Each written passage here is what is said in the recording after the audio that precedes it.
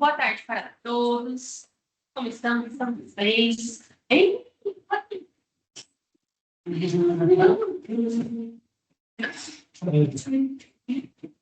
Bom, gente, como combinado, eu preparei. Eu fiz bastante atividade. Escrever um título para eu preparei uma aulinha, assim, para falar um pouquinho sobre algumas etapas, vamos dizer, primárias de estatística. Então, a gente vai falar um pouquinho de variáveis, definição de variáveis, categorização e de análise descritiva. Chegando em análise descritiva. Bom, então, famoso. Onde estamos, para onde vamos, por onde começamos e como fazemos. Então, tá, tem o meu projeto de pesquisa, tem uma pergunta de pesquisa, tem objetivos, até já imaginei alguns resultados que ele fica por aí. Só que e agora? O que eu faço? Posso até ter a metodologia, mas como que eu alcanço essa etapa? Então, vamos tentar começar definindo o que você está investigando. Que são as variáveis. Então, as variáveis são características de interesse, né, de interesse do pesquisador, e elas são medidas em cada elemento da amostra ou da população. E como o nome diz, elas variam. De elemento para elemento. Podem ser tanto valores numéricos como não numéricos, e é de grande interesse que sejam conceitos operacionais para testar hipóteses de uma forma quantificada. Como que eu vou transformar essas variáveis em conceitos operacionais? A ideia é, para definir, fazer uma definição operacional das variáveis de interesse, a gente tem que ter uma indicação pormenorizada, tanto da definição daquilo ali, por exemplo, uma variável é ansiedade. Você está falando de ansiedade, sintomas físicos, sintomas mentais, no sentido de cognição, né? Mas, além disso, quais são os procedimentos necessários para medir essa variável de interesse? Então, isso que é uma definição operacional das variáveis. Ansiedade, estou falando isso e eu vou medir assim. E vamos tentar pensar aqui em algum exemplo. Na área da educação, uma grande variável que está presente no estudo na área da educação é desempenho acadêmico. Desempenho acadêmico, a definição, vamos dizer assim, teórica é bastante clara. É o desempenho que você tem dentro do ambiente acadêmico. Ok? Só que como que eu posso medir essa variável? Aqui tem alguns exemplos. Então, notas em provas, participação em sala de aula, autoavaliação, notas em simulados, avaliação em pares, trabalhos em grupo. Posso também usar, por exemplo, notas no SAEB ou ENAD, por exemplo, quando a gente está falando de educação básica ou educação superior. Eu posso, então, medir desempenho acadêmico de várias formas. Agora, qual que é mais interessante para o meu estudo? Eu estou fazendo estudo dentro de educação, então estou querendo investigar políticas públicas. Talvez seja mais interessante usar uma medida mais ampla, como o SAEB e ENAD, mas vai ser sensível do ponto de vista do cosmos da escola. Por exemplo, se eu quero entender dentro da área de educação sobre o desempenho cognitivo, sobre o desempenho de crianças dentro da escola particular sobre matemática em um determinado estado. Não necessariamente eu preciso de uma medida como SAEB. Tá? Agora, vamos trazer um pouquinho mais próximo da gente. No sentir SUS, né? Eu estou trabalhando com profissionais da saúde. Vocês têm que poder. Uma das variáveis que a gente mede ali no sentir SUS é a ansiedade, como eu dei um exemplo anteriormente. E a ansiedade, a gente tem várias formas de medir. Então, a gente tem várias escalas que podem medir.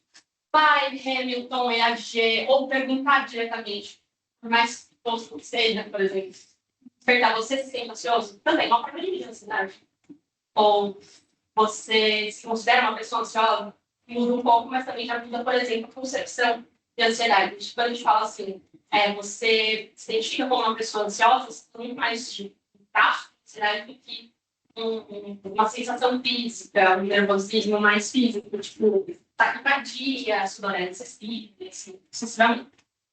No caso do científico SUS, a gente está avaliando a ansiedade do ponto de vista de traço, utilizando o inventário de ansiedade traço-estado, o STAI. Mais especificamente o STAI-T, né, que é o traço. A gente tirou o STAI. Né? Que a gente está utilizando, mais especificamente ainda, a pontuação total da escala, que é composta por 6 itens, e a escala Likert, escala Likert. Então, a soma da pontuação de cada item, somando todos os itens, a gente está chamando isso de nível de ansiedade.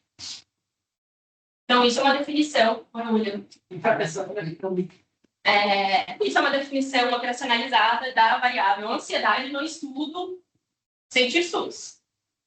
No meu estudo, por exemplo, que eu também vou medir a ansiedade, eu posso medir de uma forma diferente. Eu posso usar a BAI, que é o inventário BEC de ansiedade, que é bastante difundido. Só que a BAI, por exemplo, ela tem uma característica diferente. Ela é muito mais focada em sintomas físicos e focada na última semana. Última semana. Alguém quer um inclusive eu não isso, tá? Então, por exemplo, dor de cabeça, sudorese, tremores. Então, são sintomas mais físicos que são relacionados aí com a presença de um nível de ansiedade mais elevado. Então, isso é super importante. Se você está lá no seu projeto de estudo, quer estudar ansiedade, essa primeira etapa é super importante. Então, definir como eu estou medindo no meu estudo. Mas também é muito importante que eu defina essas minhas variáveis de acordo com algumas classificações. Aqui a gente vai falar de 3 tipos de classificação. A classificação de acordo com o tipo de dado, de acordo com o nível de mensuração e de acordo em relação à função que aquela variável tem naquele projeto de pesquisa. Começando pelo começo, em relação ao tipo de dado. O que isso significa? Qual é a natureza dos dados? Como que eles são apresentados? Né? Como os valores são representados? E aí aqui a gente pode dividir em 2 grandes categorias. A quantitativa, ou seja, numérica, ou qualitativa, categórica.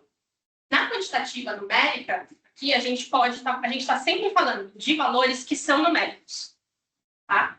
Dentro dessas variáveis quantitativas, a gente pode dividir entre 2, discretas e contínuas. As discretas, elas só podem ser números inteiros. 1, 2, 3, não pode ser 1,5. Exemplos, número de filhos. Você não tem filho e meio.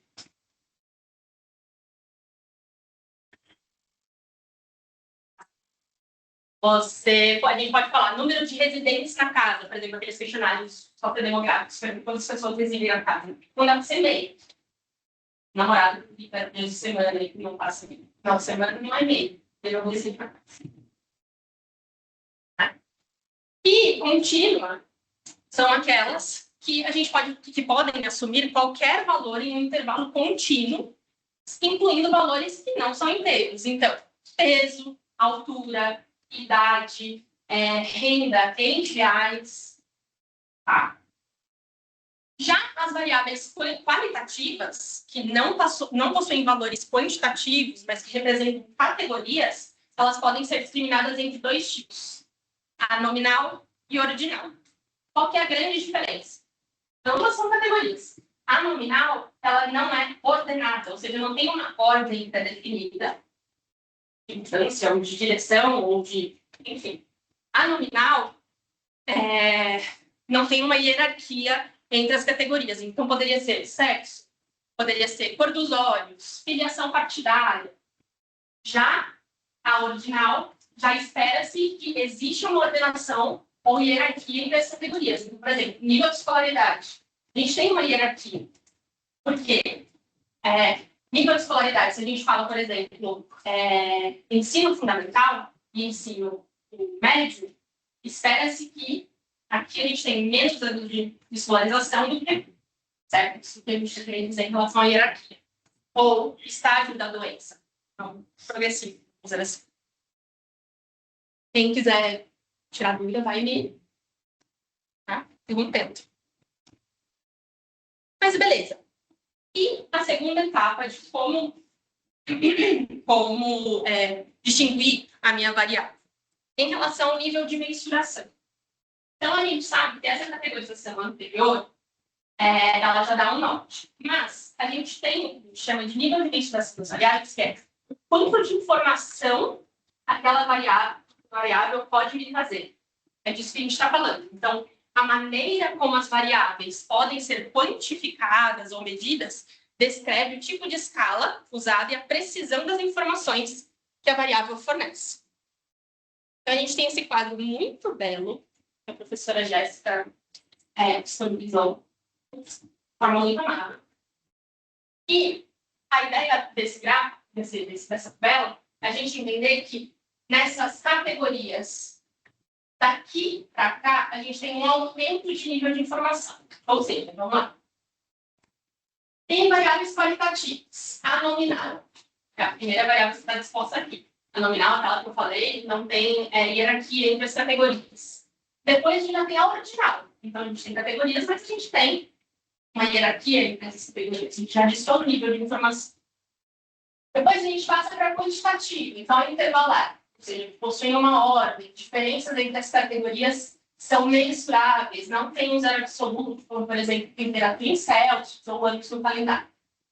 E, por fim, a proporcional, de razão, que possui uma ordem, tem diferenças entre as categorias, as diferenças entre as categorias podem ser mensuráveis e que possui zero absoluto, como altura, como peso, renda ou tempo de resposta.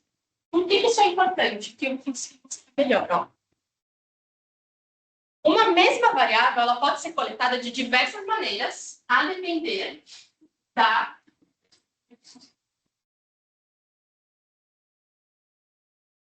Eu não sei como fechar isso. Tem que passar o mouse, ver se ele aparece na tela.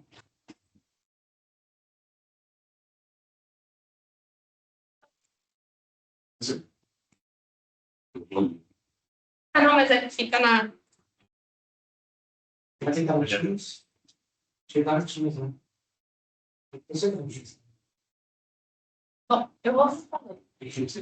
É só fechar aquele ali. Não consegui enxergar. Então, a mesma variável ela pode ser coletada de diversas maneiras, só que depende do nível de mensuração desejado. Então, às vezes, eu preciso de mais informação de uma determinada variável do que outras. Um exemplo, nível de escolaridade do participante. Eu posso coletar de 3 formas, em que vão a gente vai ter uma disponibilização de uma variável de diferentes tipos. Por exemplo, se eu perguntar, é alfabetizado? E a resposta da pessoa, a resposta da pessoa é sim ou não, eu tenho uma escala nominal. Nem escreve ordem. Se eu pergunto qual é o nível de escolaridade, aí eu falo primeiro grau, segundo grau, terceiro grau, ou ensino médio, como que chama? Incompleto, vamos lá. Eu estou falando de uma escala ordinal, certo? Já estou aumentando o nível de estimação que eu consigo obter dessa variável. Ou a gente pode ter uma escala de razão, que é quantos anos frequentou a escola.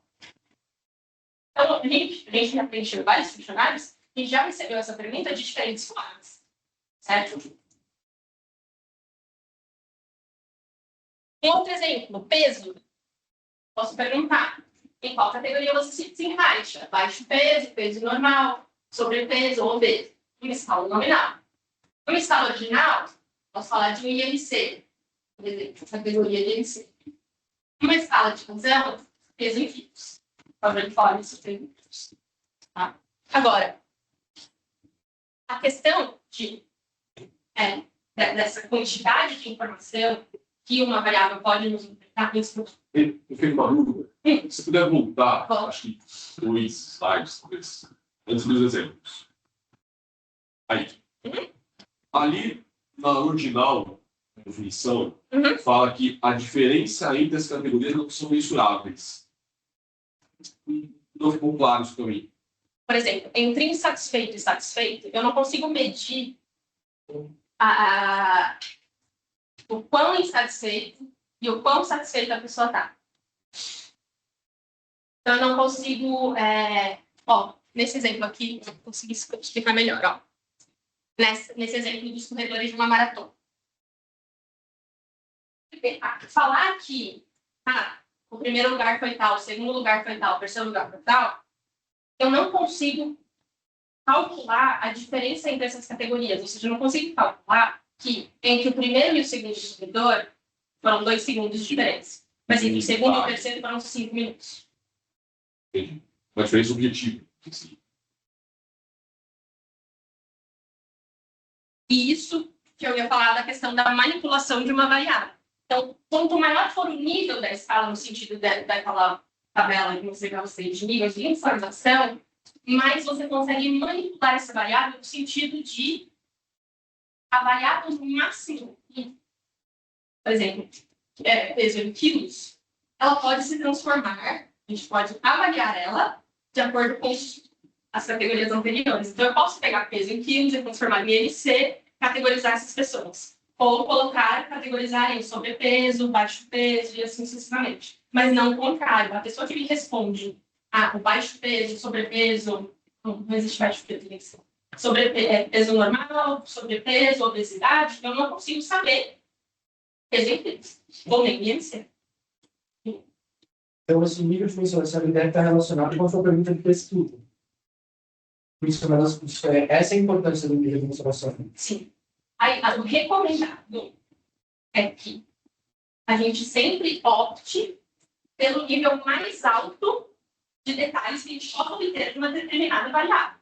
Só que, às vezes, ao tentar obter um maior nível de informação de uma determinada variável, como no estudo do Científico SUS, você precisa de uma pergunta muito mais demorada ou algo que vai exigir um conhecimento da pessoa difícil. Então, por exemplo, já teve um estudo que eu fiz que a gente solicitou o África. Na África. Isso é o braço, né? É o valor de quando você nasce? Quando você nasce, a capacidade respiratória que serve lá. Não. Na verdade, uma nota de estar no primeiro nascimento. Isso. Então, assim, eu pedi o África. Tudo bem que mães são bem se lembram de detalhes, mas nem todos. Eu pedi o África e o máximo de informação, então, para que eu pudesse categorizar aqueles participantes. Mas eu também tive a pergunta de teve algum problema durante o nascimento? Só que assim, me dá tanta informação tanto lá. A pessoa pode falar não e me colocar um África que é considerado que, meu Deus, aconteceu alguma coisa. Então, eu me perdi a cada vez. Então, vai depender da importância que você tem naquela variável. Foi a discussão até que a gente teve no Científico SUS, quando a gente teve a questão de decidir instrumentos para utilizar. Quanto que eu quero colocar itens aqui para quantificar melhor essa minha variável em detrimento de itens.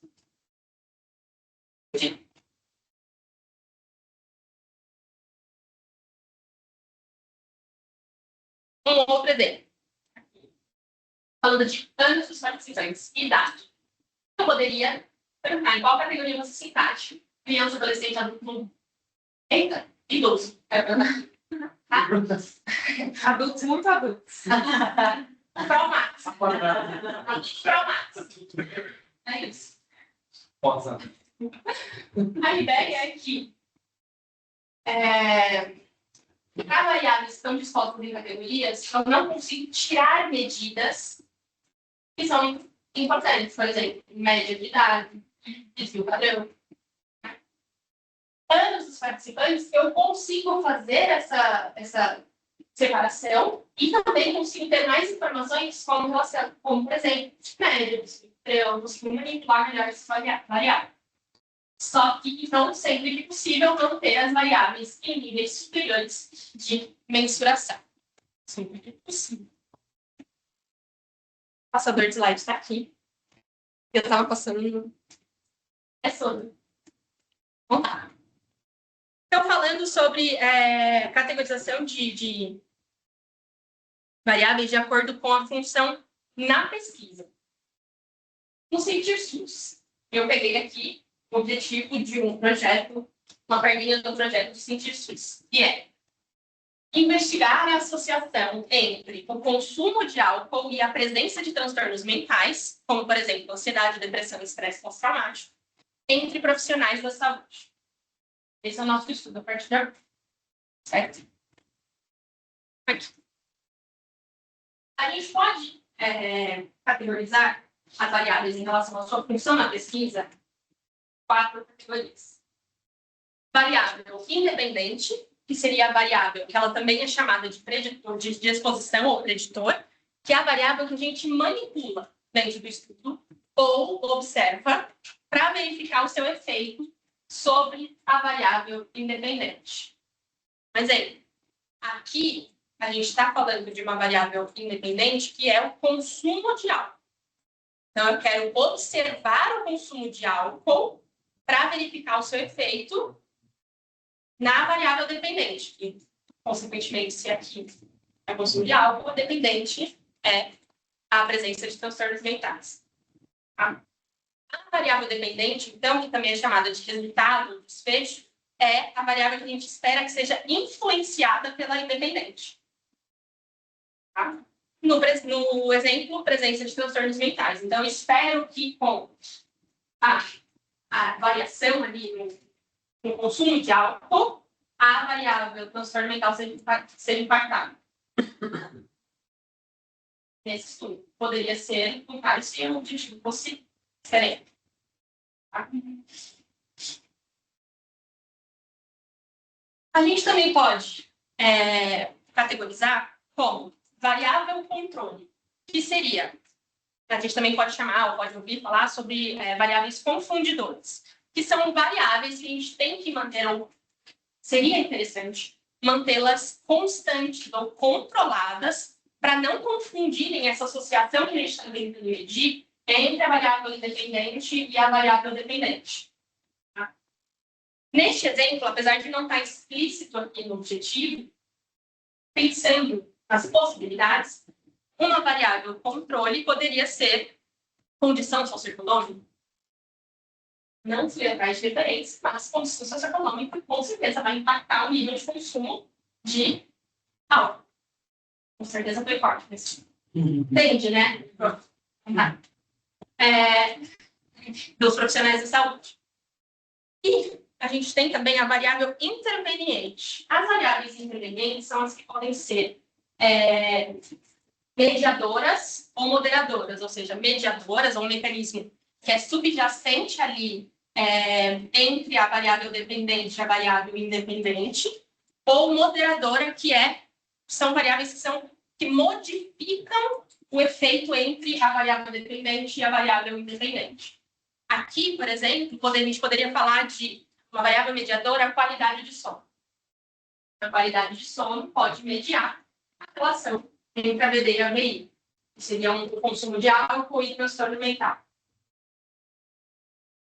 Você dá um grito, hein? E uma moderadora poderia ser sexo. Ou será? Será? Até a gente pode saber isso, né? Se sexo é moderador de consumo de álcool. Se realmente tem disparidade de consumo, né?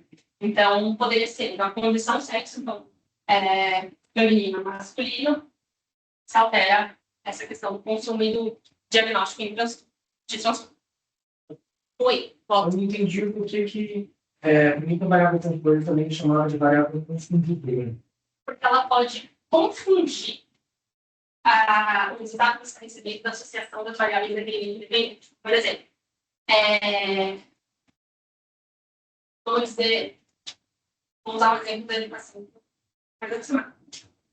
Quando a gente está avaliando leitura, por exemplo, uma variável confundidora pode ser e os... Não, inteligência.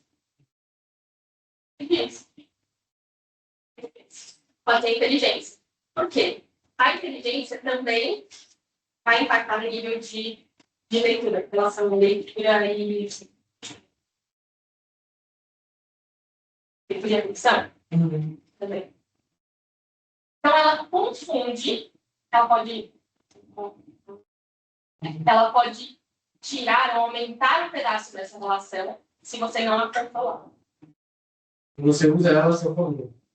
A ideia é que você use a favor e não algumas vezes você deixa passar. Você acaba falando com isso, para controlar a vida que segue, etc. Mas a ideia é que você mapeie, quando você está desenhando o seu estudo, antes de iniciar as coletas, o máximo de variáveis que podem ser confundidoras possível, para que você consiga.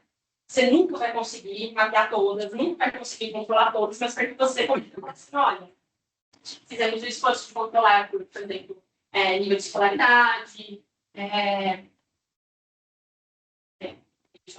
inteligência, para que essa relação fique mais explícita, talvez, não acho que perfeito. Então, por exemplo, assim, a gente está interessado em ver a associação no tamanho de efeito entre a nossa variável independente sobre a nossa variável dependente. Então, usando o caso do nosso dano, a gente está interessado em ver qual é a associação, né? Qual é o efeito entre consumo de álcool na chance de uma pessoa ter transtorno mental.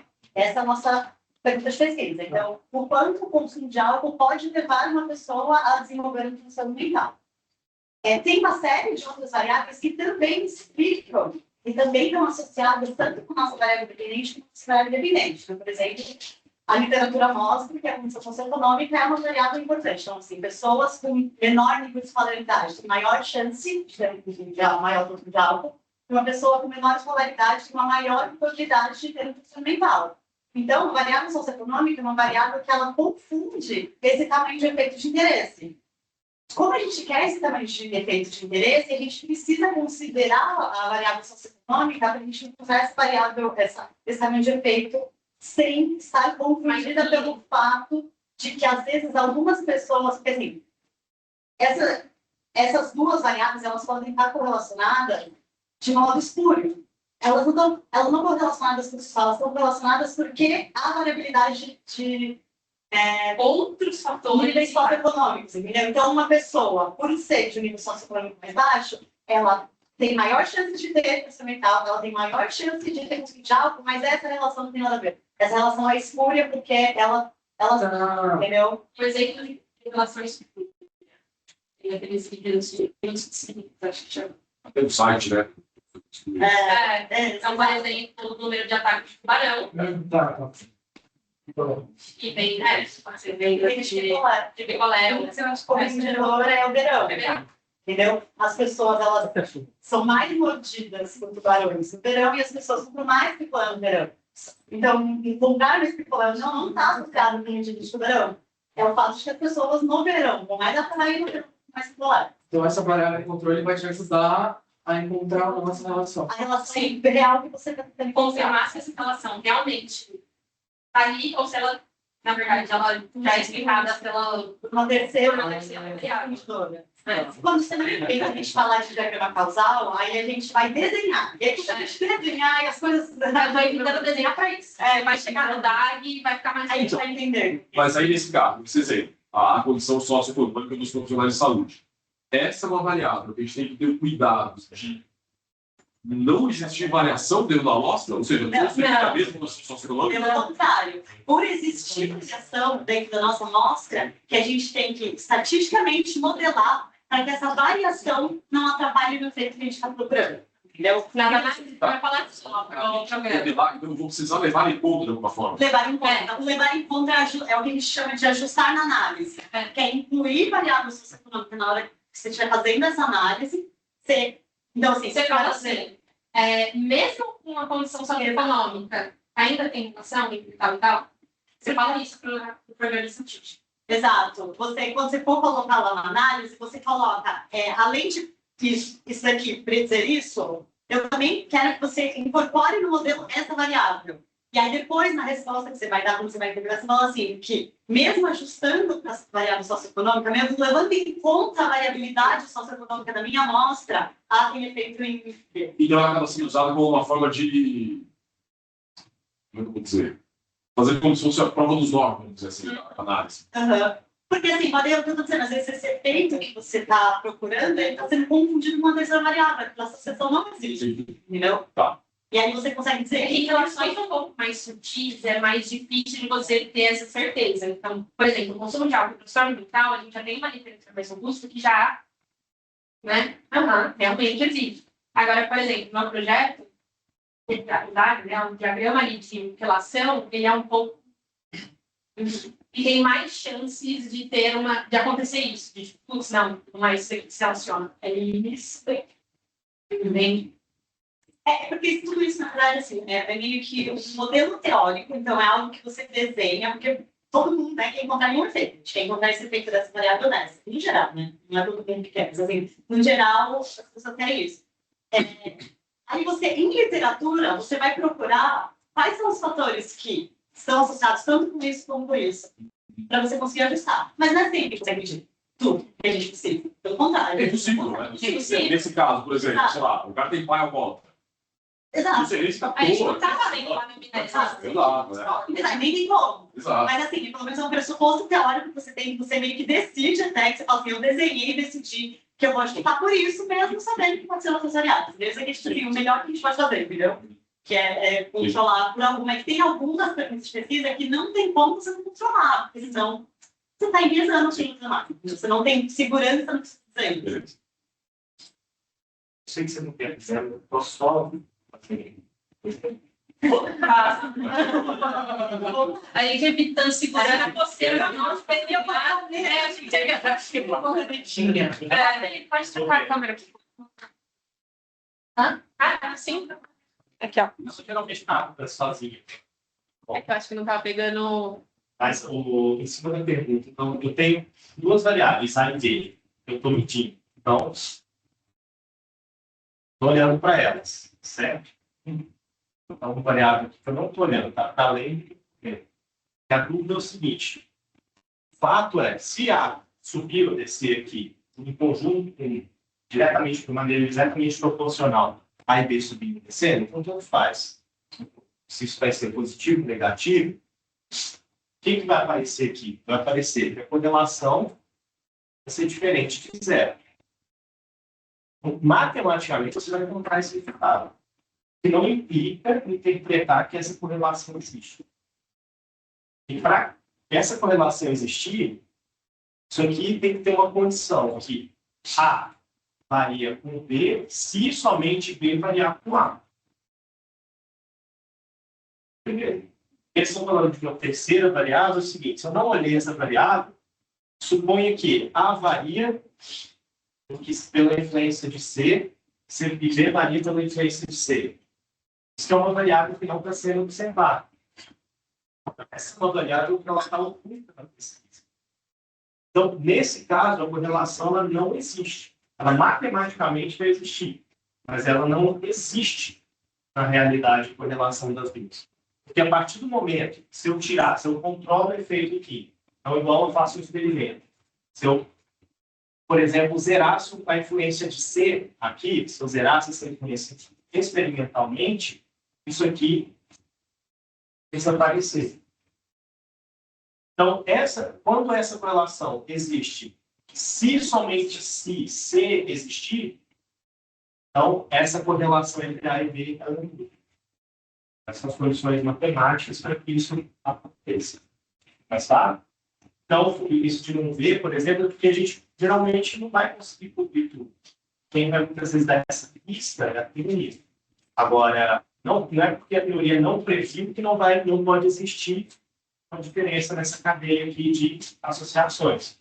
Isso pode ser falseado, posteriormente, se a gente conseguir encontrar um outro fator de interferência aqui. Isso acontece na física também.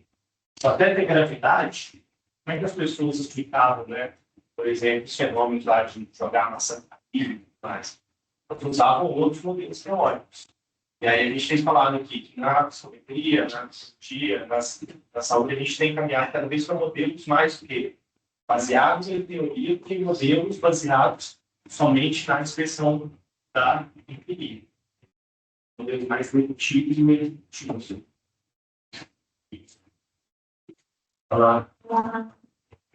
Bom, Eu acho que assim, outro exemplo que também, pelo menos, pode já ficar claro, é que isso de consumidor, ele é mais importante, eu também vou falar isso simplesmente quando a gente fala de isso é mais importante em estudos observacionais. São aqueles estudos que a gente está observando, não, a gente uma pesquisa só observando. Por que ensaio clínico randomizado é o padrão ouro para a gente falar de causalidade de causa? Porque quando você randomiza os participantes em 2 grupos de intervenção e grupo controle, você, por acaso, né, se a sua randomização for bem feita, né, você vai ter certeza de que esses 2 grupos eles são parecidos, eles são muito parecidos. Então, quando você der um medicamento, e esse medicamento tiver um efeito no grupo de intervenção e no grupo controle, você pode dizer que aquele medicamento causou a cura daquela doença, né, que seja. Porque aqueles 2 grupos foram randomizados e, por acaso, né, pela randomização, eles são muito parecidos, entendeu? Aí você, porque assim, quando a gente está fazendo um estudo observacional, nós somos muito diferentes, em várias características, entendeu? E essa diferença pode explicar o nosso efeito de interesse, que não é um efeito de interesse, entendeu? Pode. Por isso que estudos observacionais, sei lá, ajustar pelas confundidoras é tão importante. Porque no final, as confundidoras têm de causa, né?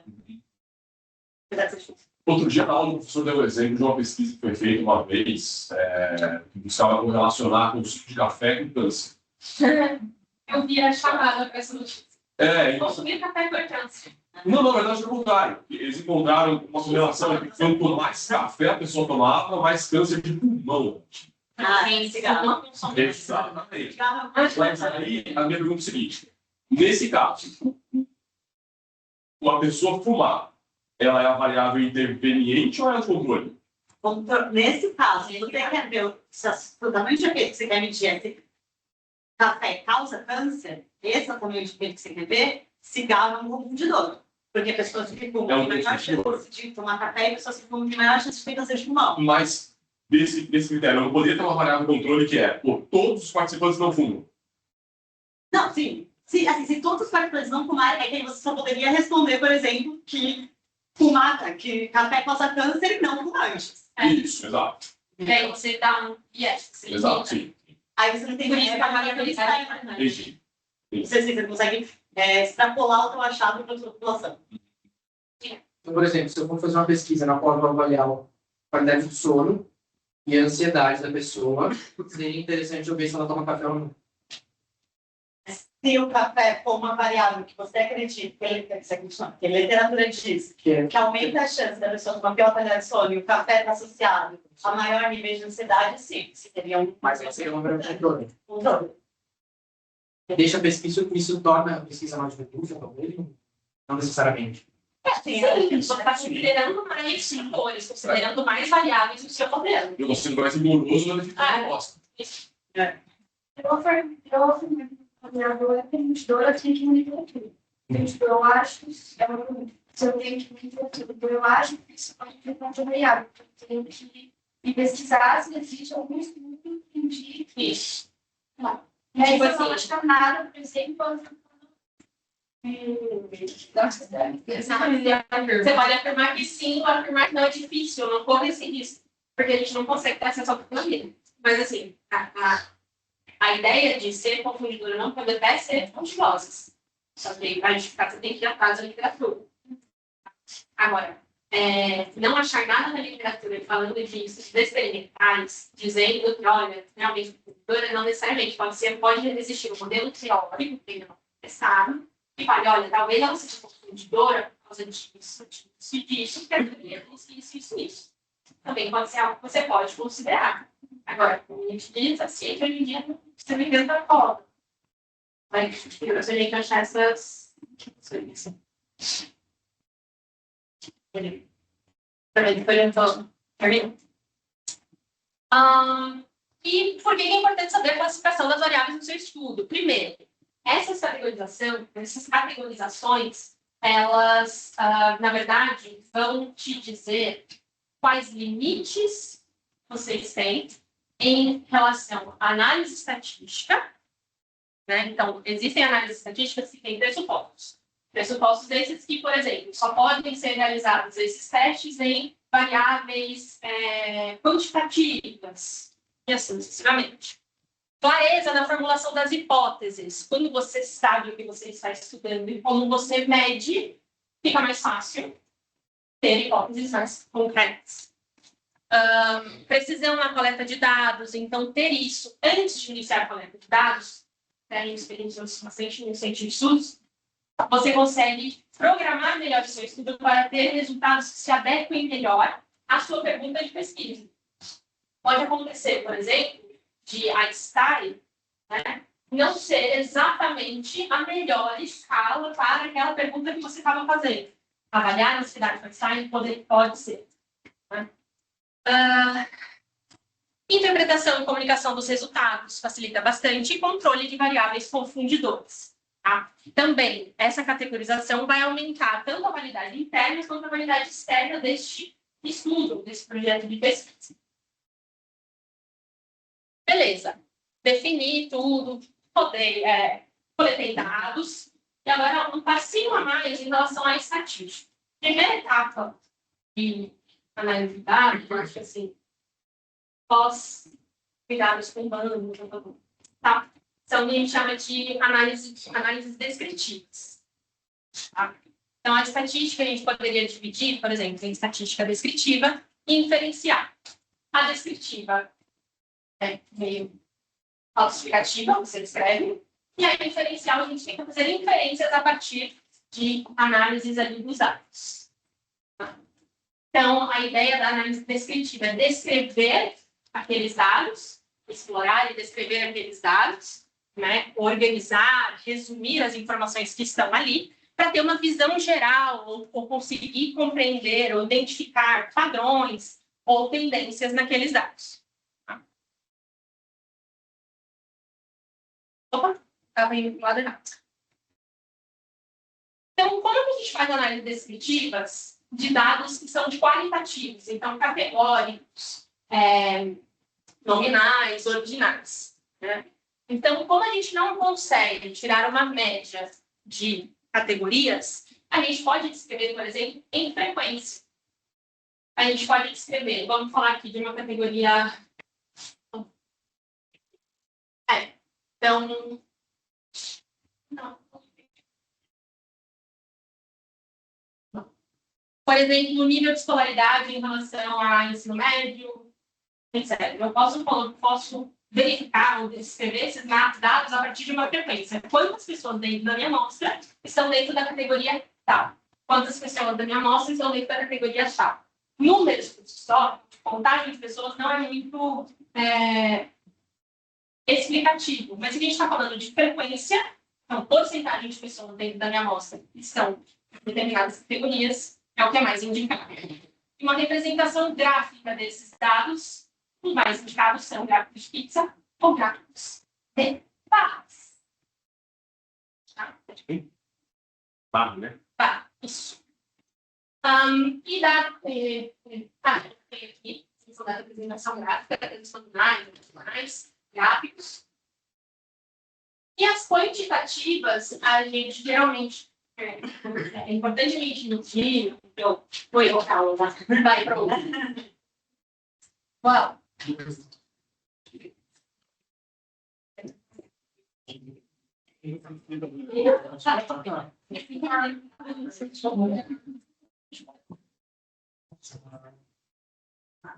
Então, medidas que são importantes da gente ter na análise descritiva de variáveis quantitativas. Medida de tendência central, que aqui é onde a gente está falando principalmente de média, ou a depender do tipo de distribuição do dado, a gente pede mediana ou módulo. A média é a soma dos valores dividida pelo número de observações, mediana é o valor central quando esses dados estão ordenados, né? E a moda é o valor mais frequente no conjunto de dados. E medidas de dispersão. Então, amplitude, que é a diferença entre o maior e o menor valor que é obtido na variável. Desvio padrão, que é a medida de quantos valores se afastam da média. variância, que é o quadrado do desvio padrão, ou o coeficiente de variação. Então, são algumas medidas que são importantes de pedir. Tá? E algumas, aqui, na verdade, são indicações de medidas de tendência central e dispersão para, de acordo com os tipos de variáveis, né? Então, nominal, ordinal, intervalar. E a representação gráfica, geralmente, a gente utiliza histograma, que é, por exemplo, este gráfico aqui, que é o gráfico que mostra a frequência das diferentes faixas de valores, ou box plot, também vai representar a mediana, os arquivos possíveis outliers. Ainda tem parte de distribuição normal, etc. Eu acho que é melhor deixar para outro dia, né? Porque são duas coisas. O que vocês preferem? Eu passo hoje ou tem gente? Fale sobre a próxima vez. Não, quando for meu.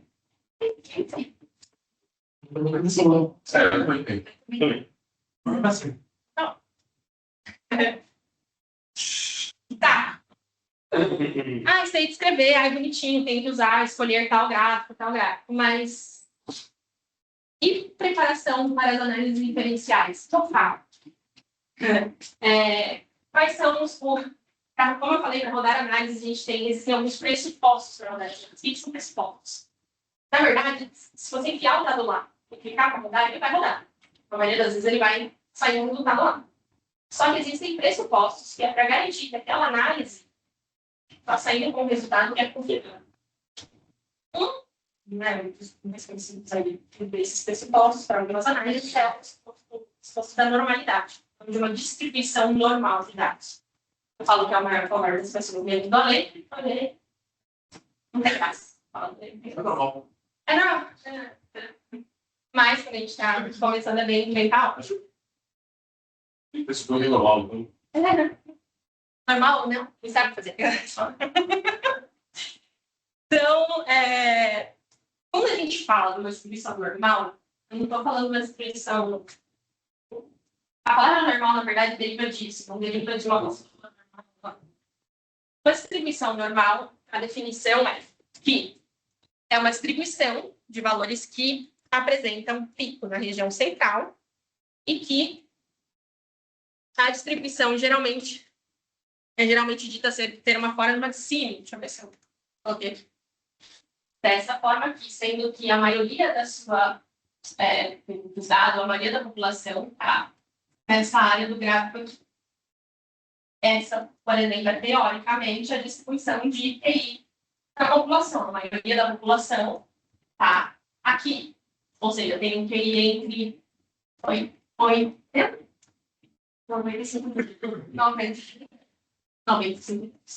Aí depois, daqui para frente, são desempenhos superiores, desempenhos inferiores. São uma distribuição normal.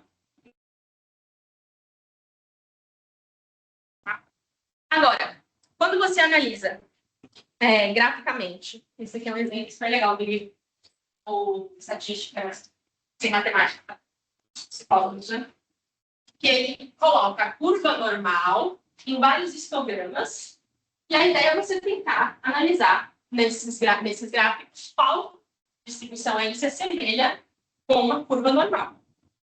Esses 4 exemplos iniciais não estão nem próximos de uma curva normal. São distribuições não normais.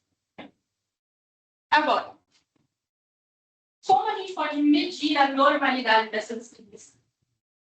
A gente mede por assimetria e kurtose.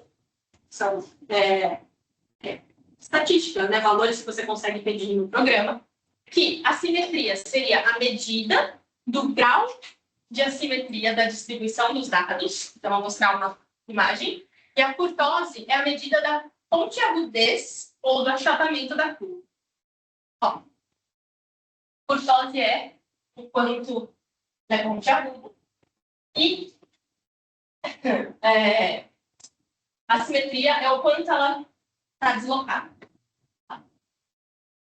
Então, mede a área da distribuição para identificar essa simetria em kurtose. Aqui, no slide anterior, eu deixei a métrica que é considerada como referência para se a simetria foi isso, ou se a kurtose foi isso, é considerada uma distribuição normal.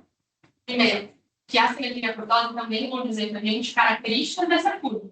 Agora, são nomes muito bizarros, eu não quis trazer para cá. Então, aqui, ó, uma assimetria negativa que joga essa curva mais para a direita. Eu esqueci o nome dessa curva. Tem um nome feio. Mas o que importa mais para a gente é essa simetria e kurtose gera um valor de... Gera um valor que é interpretado, que é entre...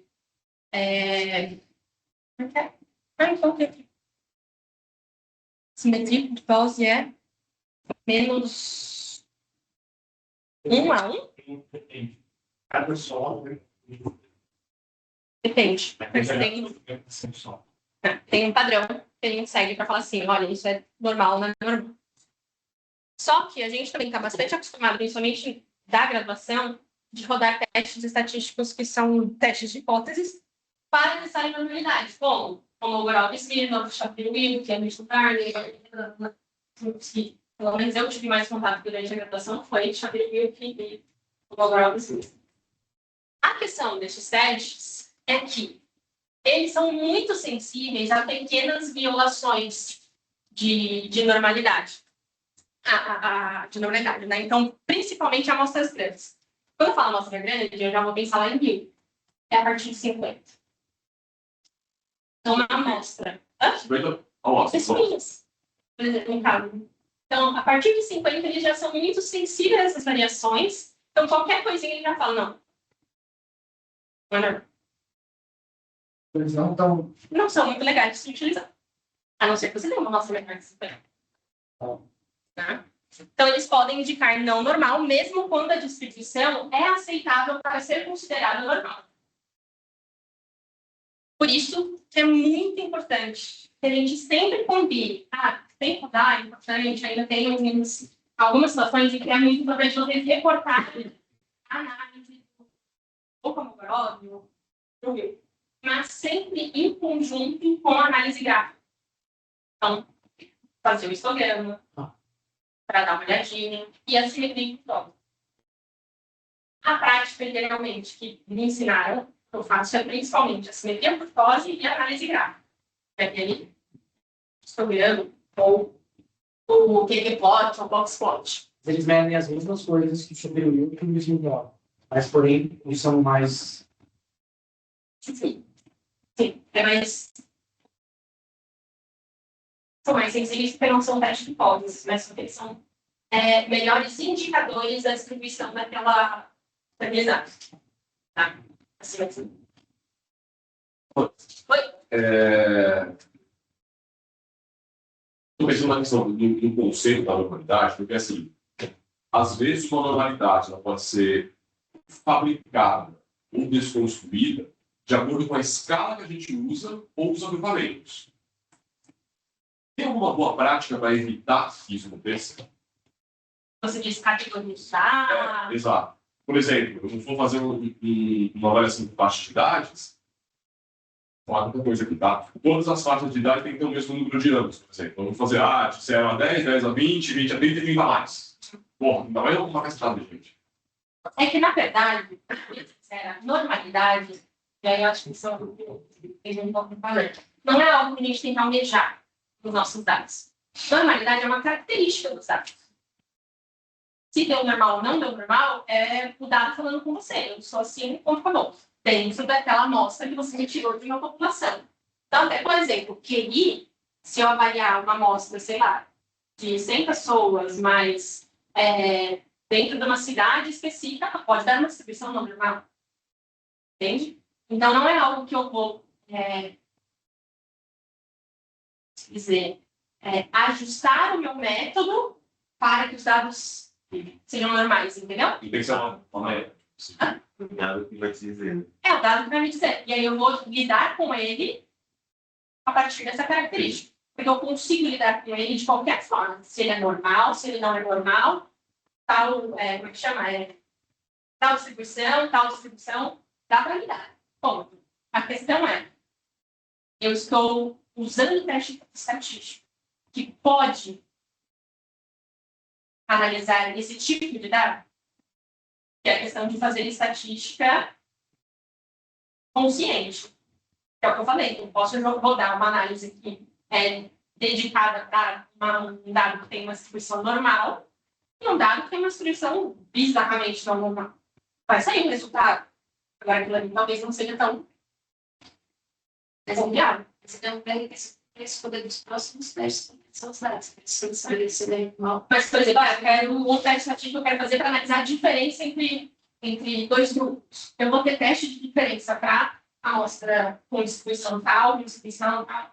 Eu vou conseguir testar. A questão é qual técnica estatística, matemática vai ser utilizada para gerar aquele resultado. Meio. Aqui?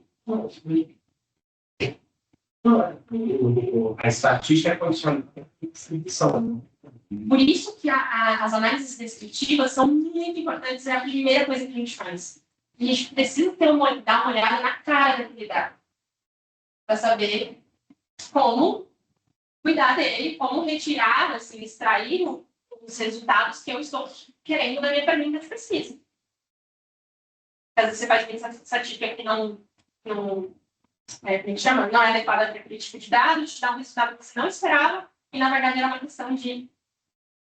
Não é bem esse teste.